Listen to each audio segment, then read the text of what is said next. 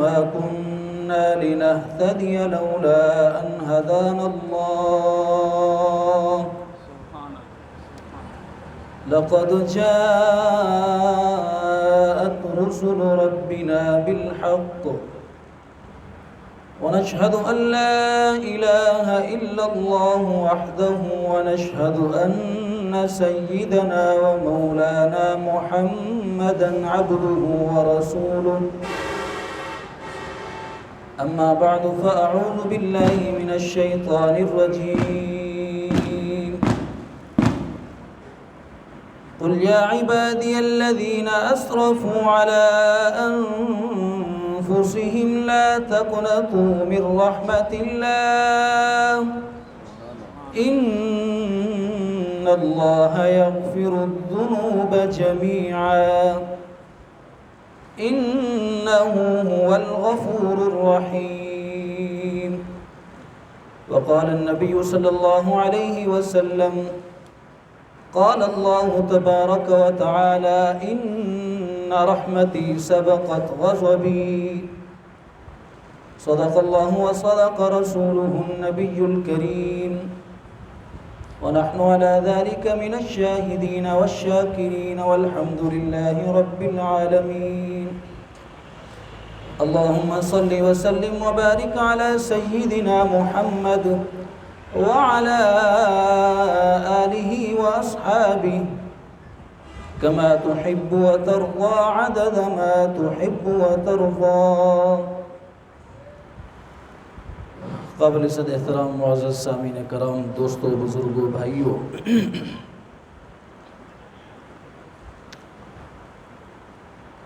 حضرت ڈاکٹر مفتی صاحب دامت برکاتہم سے آپ نے اس رات کے متعلق اللہ تعالیٰ کی رحمت اور اللہ تعالیٰ کی بندوں سے محبت کے بارے میں تفصیلی گفتگو سنی، جو نہایت ہی بہترین انداز میں حضرت نے پیش کی. میں سمجھتا ہوں اس کے بعد کسی چیز کی ضرورت نہیں ہے. اللہ تعالیٰ ان کے علم و عمل میں، عمر میں برکت نصیب فرمائے. ان کی باتوں سے میرے ذہن میں ایک دو باتیں آ گئیں، بس وہ میں عرض کر کے پھر صلاۃ التسبیح کا طریقہ بتلاتا ہوں. اس دنیا میں ہر انسان کامیابی چاہتا ہے. میں اور آپ کامیابی چاہتے ہیں، چھوٹا ہو بڑا ہو. وہ یہ چاہتا ہے کہ میں اس دنیا میں کامیاب کس طرح ہوں. خصوصاً جو مسلمان ہوتا ہے اس کا عقیدہ اور نظریہ ہوتا ہے کہ وہ اس دنیا میں بھی اور آخرت میں بھی کامیاب کس طرح ہو جائے. اور اللہ رب العزت بھی اپنے بندے کو کامیاب دیکھنا چاہتے ہیں اور کامیاب کرنا چاہتے ہیں. اور انسان کامیاب ہوگا اللہ رب العزت کی رحمت سے. اللہ کی رحمت کے بغیر انسان کامیاب ہو ہی نہیں سکتا. اگر کوئی شخص یہ سمجھتا ہے کہ میں اپنی عبادت کے بل بوتے کے اوپر، اپنی نیکیوں کے بل بوتے کے اوپر بخشا جاؤں گا، کامیاب ہو جاؤں گا، تو یہ اس کی بھول ہے. ذالک فضل اللہ یؤتیہ من یشاء. اللہ جس پر چاہتے ہیں اپنا فضل اور اپنی رحمت فرماتے ہیں. تو اللہ کی رحمت بہت ہی زیادہ وسیع ہے. ایک حدیث مبارکہ میں آتا ہے، اللہ کے رسول نے فرمایا کہ اللہ کی رحمت کے 100 حصے ہیں. اللہ نے اپنی رحمت کو 100 حصوں میں تقسیم کیا. ان 100 حصوں میں سے ایک حصہ اللہ نے اس کائنات کے اندر اتارا ہے. اور اس ایک حصہ رحمت کی یہ وجہ ہے اور یہ اس کا ظہور ہے کہ انسانوں کے اندر باپ اپنے بیٹے کے اوپر شفقت کرتا ہے، ماں اپنے بچوں کے اوپر شفقت کرتی ہے. چرند پرند کے اندر دیکھیں کہ وہ اپنے بچوں کے اوپر کس طرح شفیق اور مہربان ہوتے ہیں. یہ پچھلے دنوں میاں والی کا جو واقعہ ہوا اس کے اندر آپ نے سنا کہ ظالم باپ نے ماں کے سامنے اس کی بیٹی کو گولیوں سے بھون ڈالا. تو اس ماں بیچاری کئی دن تک اس کو ہوش نہیں آیا، وہ ہوش میں نہیں آئی. تو کتنی ماں کو اپنے بیٹوں کے اوپر، اپنے بچوں کے اوپر شفقت اور رحمت ہوتی ہے. یہ سب کچھ جو ہے وہ اللہ رب العزت کی 100 رحمتوں میں سے ایک رحمت کا جو حصہ ہے یہ اسی کا ظہور ہے. اور اللہ رب العزت انسان سے کتنا پیار کرتے ہیں۔ میدان جنگ لگا ہوا ہے، اللہ کے رسول بھی وہاں موجود ہیں، ہر ایک کو اپنی جان کی پڑی ہوئی ہے، جہاں جس کو کہیں بچاؤ کی جگہ ملتی ہے وہ اپنی جان بچا رہا ہے، بھاگم بھاگ دوڑ لگی ہوئی ہے۔ اتنے میں ایک عورت آتی ہے، اس کا بچہ گم ہو جاتا ہے، تو وہ سامنے آتی ہے، اس کے ہوش اپنے ٹھکانے پر نہیں ہیں، اچانک جب اس کو بچہ ملتا ہے تو وہ اپنی چھاتی سے لگا لیتی ہے، اس کو دودھ پلانے لگ جاتی ہے۔ تو رسول اللہ صلی اللہ علیہ وسلم نے فرمایا کہ صحابہ سے پوچھا کہ یہ بتلاؤ کہ کیا کوئی ماں اپنے بچے کو دہکتی آگ کے اندر ڈال سکتی ہے؟ صحابہ کہنے لگے کہ بالکل نہیں۔ تو اللہ کے رسول نے فرمایا کہ جتنا ماں اپنے بچے سے محبت کرتی ہے، اللہ رب العزت اس سے بھی زیادہ اپنے بندے سے محبت کرتے ہیں۔ اسی طرح ایک مجلس لگی ہوئی ہے، اللہ کے رسول موجود ہیں، ایک صحابی آتے ہیں، انہوں نے اپنے چادر کے اندر، اپنے کپڑے کے اندر ایک پرندہ اور اس کے بچے اکٹھے پکڑے ہوئے ہیں، اور کہنے لگتے ہیں اللہ کے رسول میں ایک جھاڑی سے گزر رہا تھا، وہاں پر مجھے بچوں کے آواز آئی تو میں نے بچوں کو پکڑ لیا، اپنے پاس رکھ لیا، تو ان کی مان جو ہے وہ میرے سر کے اوپر گھومنے لگی، منڈلانے لگی، میں نے اچانک وہ کپڑا کھول دیا تو وہ اپنے بچوں کے اوپر گر پڑی، اور فرماتے ہیں کہ بچوں کے اوپر گری، اب دوبارہ جب میں کپڑا کھولتا ہوں تو وہ اڑتی نہیں ہے ان کو چھوڑ کر، یعنی اب ایک ماں کو اپنے بچوں سے اتنا پیار ہے۔ تو اللہ کے رسول نے فرمایا کہ جہاں سے یہ بچے اٹھائے تھے وہیں جا کر اس کو چھوڑا ہو۔ چنانچہ وہ صحابی گئے، وہیں پر جا کر ان کو چھوڑا۔ تو اس موقع پر اللہ کے رسول نے فرمایا کہ کیا اس ماں کی اپنے بچوں سے جو محبت ہے یہ تمہیں تعجب کے اندر ڈال رہی ہے؟ قسم ہے اس ذات کی جس ذات نے مجھے حق کے ساتھ مبعوث فرمایا کہ جتنا یہ ماں اپنے بچوں سے محبت کرتی ہے، اللہ کی ذات اپنے بندے سے بدرجہ زیادہ اس سے محبت کرتے ہیں۔ تو انسان کے جتنے بھی گناہ ہوں اللہ کی رحمت کے سامنے کچھ بھی نہیں ہے۔ چاہے انسان اپنے گناہوں سے آسمان و زمین کا خلا پر کر دے، ایک توبہ کر لے، آنسو بہا لے اللہ کے سامنے، تو وہ سارے کے سارے گناہ ختم ہو جاتے ہیں۔ اس کی مثال آپ ایسے سمجھیں کہ بارود تھوڑا سا ہوتا ہے مگر سارے پہاڑ کو اڑا کے اور برباد کر کے رکھ دیتا ہے۔ جس طرح ایک اور مثال بھی مشہور ہے کہ بیل کے سینگ کے اوپر مچھر آ بیٹھا، اور جتنا دیر وہ بیٹھنا چاہا بیٹھا رہا، اس کے بعد جب اڑنے لگا تو بیل سے معذرت کرنے لگا کہ میرے بیٹھنے کی وجہ سے آپ کو تکلیف ہوئی ہوگی، لہٰذا میں معذرت خواہ ہوں۔ تو بیل کہنے لگا کہ مجھے تو خبر ہی نہیں ہے کہ آپ کب بیٹھیں اور آپ کب اڑ رہے ہیں۔ تو ہمارے گناہوں کی مثال مچھر کی سی ہے۔ ہمارے گناہ اللہ کی رحمت کے سامنے کچھ بھی نہیں ہے، مگر ہماری ذات کے لیے بہت کچھ ہے۔ وہ ہمیں تباہ کر سکتے ہیں مگر اللہ کی رحمت کے سامنے کچھ بھی نہیں ہے، اللہ کی رحمت ان کو بہا کے لے جائے گی۔ جس طرح سنکھیا اگر 1 تولہ ہو، زہر 1 تولہ ہو، اور تریاق جو ہے وہ 1 من یا 10 کلو ہو، تو وہ 1 تولہ اس تریاق کے سامنے کچھ بھی نہیں ہے کہ جب اس سے ٹکراؤ ہوگا تو وہ سنکھیا زہر کا اثر ختم ہو جائے گا۔ مگر یاد رکھیں کہ وہ اگر 1 تولہ وہی زہر سنکھیا انسان خود کھا لے تو انسان کے لیے کیا ہوتا ہے؟ موت کا پیغام ہوتا ہے۔ تو ہمارے گناہ جو ہیں وہ ہمارے لیے تو خیر تباہی کا ذریعہ بنتے ہیں، مگر جب ہم اللہ کے سامنے جاتے ہیں، توبہ کرتے ہیں، تو اس کے سامنے ان گناہوں کی کوئی بھی حیثیت نہیں ہے۔ تو اللہ کی رحمت بہت وسیع ہے۔ اللہ رب العزت نے انسان کو بخشنے کے لیے بہانے رکھے ہیں، اس دنیا کے اندر چانس رکھے ہیں اور موقع رکھے ہیں۔ آج کی رات بھی ان بہانوں میں سے، ان چانسز میں سے ایک چانس ہے اور ایک موقع ہے، اور اللہ کے بے شمار بہانوں میں سے، رحمت کے بخشنے کے بہانوں میں سے ایک بہانہ جو ہے وہ صلاۃ التسبیح کی صورت میں بھی ہے۔ اور یہ وہ صلاۃ التسبیح، یہ وہ چیز ہے اللہ کے رسول نے اپنے چچا کو بطور تحفہ اور ہدیہ کے پیش کیا تھا۔ سنن ابی داؤد کے اندر حضرت عبداللہ بن عباس رضی اللہ تعالیٰ عنہ، جو آپ علیہ الصلوۃ والسلام کے چچا زاد بھائی ہیں، اللہ کے رسول جب اس دنیا سے رخصت ہو رہے تھے تو اس وقت ان کی عمر 10 برس تھی، 10 سال کے تھے۔ فرماتے ہیں اللہ کے رسول نے اپنے چچا حضرت عباس سے فرمایا کہ یا عمی یا عباس، اے میرے چچا، اے عباس، کیا میں آپ کو تحفہ نہ دوں؟ کیا میں آپ کو انعام نہ دوں؟ کیا میں آپ کو ایسی 10 چیزیں نہ دوں کہ جب آپ ان پر عمل کریں گے تو اس کے نتیجے میں، اس کے انعام میں اللہ رب العزت آپ کے گناہوں کو فرمایا کہ جو گناہ آپ کے پرانے ہیں یا نئے ہیں، یا جو چھپ کر کیے ہیں یا اعلانیہ کیے ہیں، چھوٹے ہیں یا بڑے ہیں، فرمایا سب گناہوں کو اللہ تعالیٰ کیا کر دیں گے؟ معاف کر دیں گے۔ تو یہ صلاۃ التسبیح وہ چیز ہے، آپ علیہ الصلوۃ والسلام نے پھر اس کا طریقہ بتایا ان کو،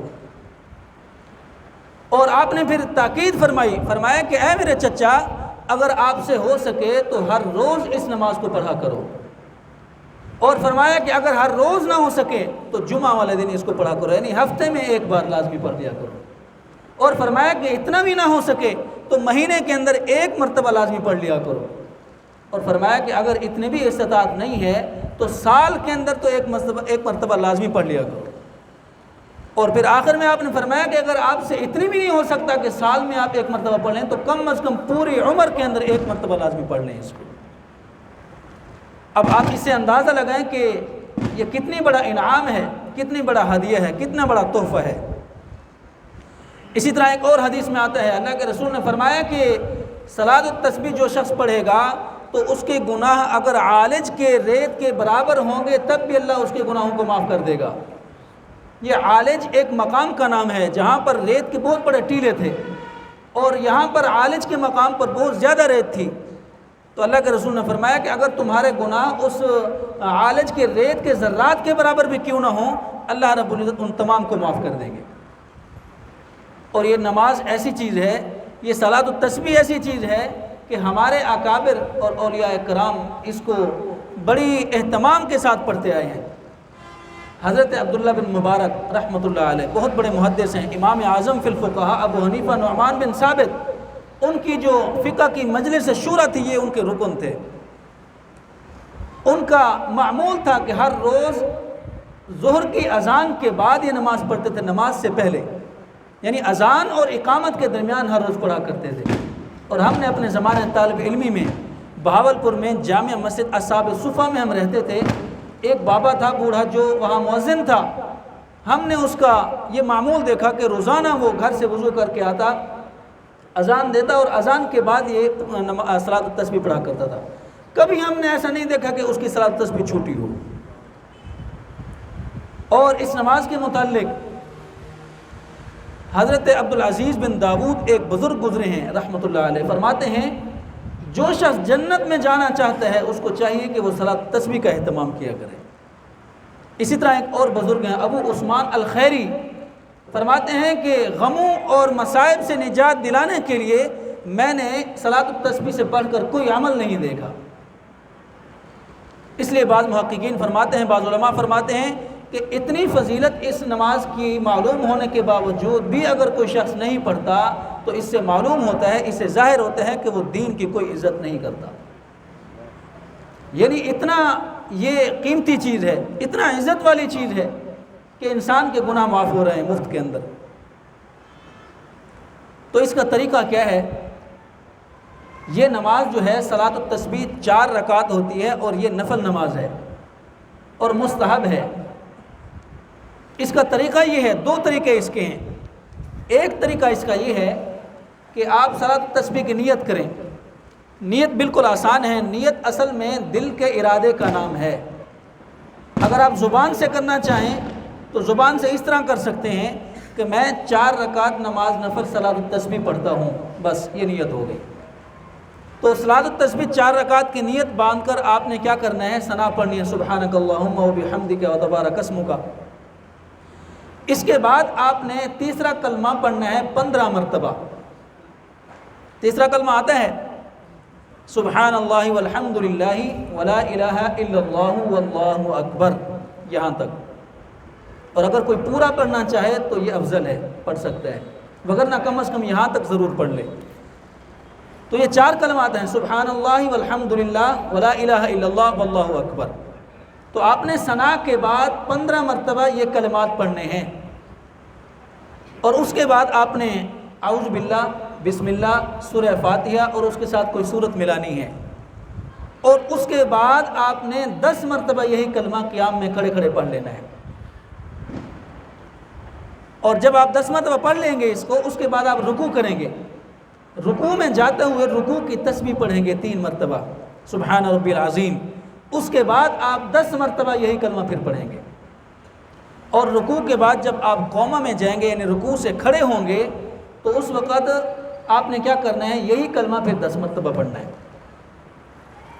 اور 10 مرتبہ پڑھنے کے بعد جب آپ سجدے میں جائیں گے تو سجدہ کی تسبیح پڑھنے کے بعد آپ نے یہ 10 مرتبہ پڑھنا ہے۔ اور جب پہلے سجدے سے جب آپ اٹھ کر بیٹھیں گے جلسہ میں تو اس کے اندر بھی آپ نے کیا کرنا ہے، 10 مرتبہ یہ کلمہ پڑھنا ہے، سبحان اللہ والحمد للہ ولا الہ الا اللہ واللہ اکبر۔ اور اس کے بعد جب آپ دوسرا سجدہ کریں گے تو سجدہ کی تسبیح سبحان ربی الاعلیٰ پڑھنے کے بعد یہی کلمہ کیا کریں گے، 10 مرتبہ پڑھیں گے۔ تو اس طرح یہ کلمہ ایک رکعت کے اندر تقریباً 75 مرتبہ پورا ہو جائے گا، 75 مرتبہ پورا ہو جائے گا۔ اور 4 رکعت کے اندر یہ 300 مرتبہ عدد پورا کرنا ہے۔ 2 رکعت کے اندر 150 مرتبہ ہو جائے گا اور 4 رکعت کے اندر 300 مرتبہ ہو جائے گا، اور یہ ایک رکعت آپ کی مکمل ہو گئی۔ جب آپ دوسری رکعت کے لیے کھڑے ہوں گے تو سب سے پہلے 15 مرتبہ یہی پڑھیں گے، اس کے بعد وہی طریقہ ہے کہ اعوذ باللہ بسم اللہ، سورہ فاتحہ، اس کے ساتھ کوئی سورت، اور پھر 10 مرتبہ یہ کلمہ، یعنی قیام کے اندر آپ نے 25 مرتبہ پڑھ لینا ہے۔ کیونکہ دوسری رکعت کے اندر ثنا چونکہ نہیں ہوتی، پہلی رکعت میں ہم نے ثنا پڑھا تھا پہلے، اس کے بعد 15 مرتبہ یہ پڑھا تھا، لیکن چونکہ دوسری رکعت کے اندر ثنا ہم نہیں پڑھتے تو پہلے کیا کریں گے، یہ 15 مرتبہ پڑھیں گے، اس کے بعد سورہ فاتحہ، سورت، اور پھر 10 مرتبہ، تو باقی ترتیب ساری وہی ہے۔ تو یہ ہو گیا ایک طریقہ۔ اور دوسرا اس کا طریقہ یہ ہے کہ آپ نیت باندھ کر 4 رکعت صلاۃ التسبیح کی، آپ نے سب سے پہلے ثنا، تعوذ، تسمیہ یعنی اعوذ باللہ بسم اللہ، سورہ فاتحہ، سورت ملا کر اس کے بعد آپ نے کیا کرنا ہے، 15 مرتبہ پڑھنا ہے۔ یعنی اس دوسرے طریقے کے اندر آپ نے پہلے قرات مکمل کر لینی ہے اور اس کے بعد کیا کرنا ہے، 15 مرتبہ، پھر رکوع کرنا ہے تو رکوع کی تسبیح پڑھنے کے بعد 15 مرتبہ، پھر جب کھڑے ہوں گے تو اس کے اندر بھی کیا کریں گے، 10 مرتبہ، باقی چیزوں میں 10 مرتبہ، رکوع کے اندر 10 مرتبہ، اور جب کھڑے ہوں گے پھر بھی 10 مرتبہ، پہلے سجدہ کے اندر بھی تسبیح کے بعد 10 مرتبہ، اسی طرح پہلے سجدے کے بعد جب اٹھیں گے جلسہ میں بیٹھیں گے تب بھی 10 مرتبہ، دوسرا سجدہ کریں گے اس کے اندر بھی 10 مرتبہ۔ اب دوسرا سجدے کے بعد جب آپ اٹھیں گے تکبیر کہہ کر وہاں بیٹھ جائیں گے، اور بیٹھے بیٹھے آپ نے 10 مرتبہ پڑھنا ہے، اور پھر جب دوسری رکعت کے لیے کھڑے ہوں گے تو تکبیر کہے بغیر آپ نے کھڑے ہونا ہے۔ یعنی آپ نے اس دوسرے طریقے کے اندر کیا کرنا ہے کہ دوسرا سجدہ جب ہم نے کر لیا اس کے اندر 10 مرتبہ پڑھ لیا، اس کے بعد ہم کیا کریں گے، تکبیر کہہ کر اٹھ کر بیٹھ جائیں گے اور 10 مرتبہ یہ کلمہ پڑھ لیں گے، اور پھر بغیر تکبیر کہے ہم کھڑے ہو جائیں گے دوسری رکعت کے لیے۔ تو پھر اسی طرح طریقہ ہے کہ ہم کیا کریں گے، پہلے قرات مکمل کر لیں گے، پھر 15 مرتبہ قیام میں، پھر رکوع کے اندر، اور رکوع سے کھڑے ہو کر سجدہ میں، باقی چیزوں میں کیا ہے، 10 مرتبہ ہے۔ تو یہ 2 طریقے ہیں۔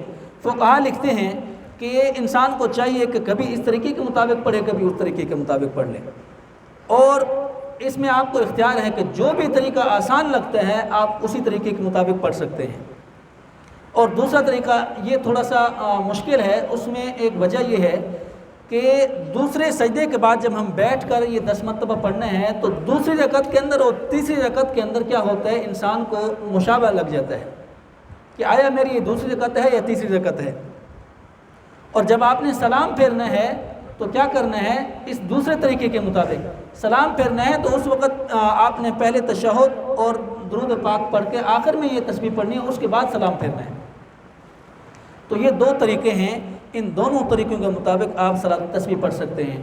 ہاں، اس کے اندر ایک مسئلہ یہ بھی ہے کہ اس کو گننا بھی ہوتا ہے، شمار بھی کرنا ہوتا ہے، اور ظاہر بات ہے کہ انسان زبان سے شمار نہیں کر سکتا اور نہ ہی کوئی ہاتھوں سے ایسے ایسے شمار کر سکتا ہے۔ تو اس کا طریقہ فقہا یہ لکھتے ہیں کہ جب آپ نے ہاتھ باندھے ہوئے ہیں قیام میں تو اس وقت آپ کیا کریں گے، ایک مرتبہ آپ نے پڑھ لیا تو ایک انگلی کو دبا لیا، دوسری مرتبہ پڑھ لیا تو دوسری انگلی کو تھوڑا سا دبا دیا، تیسری مرتبہ پڑھا تو تیسری انگلی کو کیا کر دیا، دبا دیا، اور اسی طرح جب 5 مرتبہ پڑھیں گے تو ایک ہاتھ مکمل ہو جائے گا۔ اور پھر جب چھٹی مرتبہ پڑھیں گے تو دوسرے ہاتھ کی انگلی کو دبا دیں گے، تو اس طرح یہ 10 مرتبہ مکمل ہو جائے گا۔ اور اگر آپ نے چونکہ 15 مرتبہ قیام میں پڑھنا ہوتا ہے تو پہلے ہاتھ کو آپ ڈھیلا چھوڑ کر دوبارہ سے شروع کر دیں گے، پہلے ہاتھ کو ڈھیلا چھوڑ دیں گے، 11ویں مرتبہ جب پڑھیں گے پہلے ہاتھ کو ڈھیلا چھوڑ کر پھر سے شروع کر دیں گے، پہلی انگلی کو 12ویں مرتبہ، پھر دوسری کو، تیسری کو، اس طرح یہ مکمل ہو جائے گا۔ اگر کوئی شخص زبان سے گنتا ہے اس کو تو ظاہر بات ہے اس کا جو خشوع ہے وہ ختم ہو جائے گا اور توجہ ساری ادھر چلی جائے گی اور نماز فاسد ہو جاتی ہے۔ تو اسی طریقے سے آپ گن سکتے ہیں اس کو۔ اور اس میں یہ مسئلہ بھی ہے کہ آپ اگر کسی رکن کے اندر تسبیحات بھول جاتے ہیں، یعنی آپ نے رکوع کے اندر نہیں پڑھی یا قیام کے اندر کھڑے ہیں تو یہ تسبیح پڑھنا بھول گئے، سجدے کے اندر بھول گئے، تو پھر کیا کریں گے؟ اس کے اندر یہ ہے کہ آپ ایک رکن کے اندر جو تسبیح بھولے ہیں اس کی قضا آپ اگلے رکن کے اندر کریں گے۔ مثلا آپ قیام کے اندر بھول گئے ہیں تسبیح پڑھنا، 10 مرتبہ پڑھنی تھی یا 15 مرتبہ بھول گئے ہیں، تو آپ جب رکوع کریں گے، رکوع میں آپ کو یاد آ گیا تو آپ کیا کریں گے؟ رکوع کی تسبیح پڑھیں گے اور ساتھ قیام والی بھی پڑھیں گے۔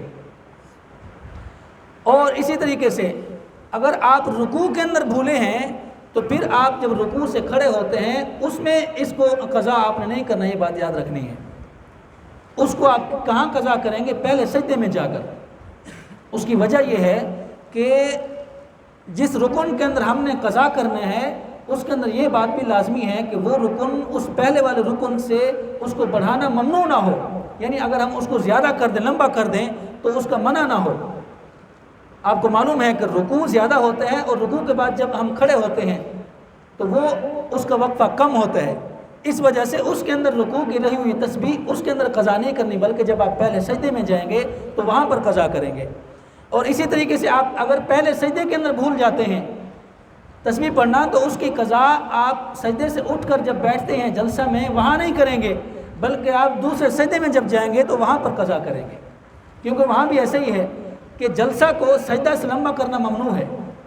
تو اسی وجہ سے ایک سجدے کی تسبیح بھولی ہوئی آپ کیا کریں گے؟ دوسرے سجدے کے اندر قضا کر لیں گے، یعنی ایک میں آپ 10 مرتبہ پڑھنا بھول گئے تو دوسرے میں 10 کے بجائے 20 مرتبہ پڑھ لیں، تو اس طرح آپ کا یہ 300 مرتبہ پورا ہو جائے گا۔ اگر کسی کو سلام پھیرنے کے بعد معلوم ہوا کہ اس نے 300 مرتبہ پورا نہیں کیا، اس سے کچھ تعداد رہ گئی ہے، تو یاد رکھیں یہ نماز نفل ہو جائے گی، یہ صلاۃ التسبیح نہیں ہوگی، صلاۃ التسبیح کا ثواب نہیں ملے گا۔ صلاۃ التسبیح کا ثواب ملتا ہے کہ جب آپ 300 مرتبہ کا عدد پورا کر لیں، تو یہ ہے صلاۃ التسبیح کا طریقہ۔ اور اس میں ایک بات یہ بھی یاد رکھیں کہ صلاۃ التسبیح جو ہے اس کی جماعت نہیں ہوتی، یہ انفرادی عبادت ہے۔ آپ اکیلا پڑھیں، اکیلے ہو کر پڑھیں، گھر کے اندر جا کر پڑھیں، عورتوں کو پڑھیں، آپ مسجد میں پڑھیں، جہاں بھی چاہیں پڑھ سکتے ہیں، لیکن اس کی جماعت نہیں ہے۔ اس کی وجہ یہ ہے کہ جتنی بھی نفل نمازیں ہیں ان کی جماعت کرانا مکروہ تحریمی ہے، بجائے ثواب کے انسان کو گناہ ہوگا۔ اور اس کی ایک اور وجہ یہ ہے کہ جو نوافل ہیں جتنے بھی، یہ اللہ رب العزت کی محبت کا حق ہیں اور اللہ رب العزت کے ساتھ مناجات کرنے کا حق ہے۔ اللہ فرماتے ہیں کہ تم میرے ساتھ مناجات کرنے کے لیے اکیلے آؤ، سب کو لے کر نہ آؤ۔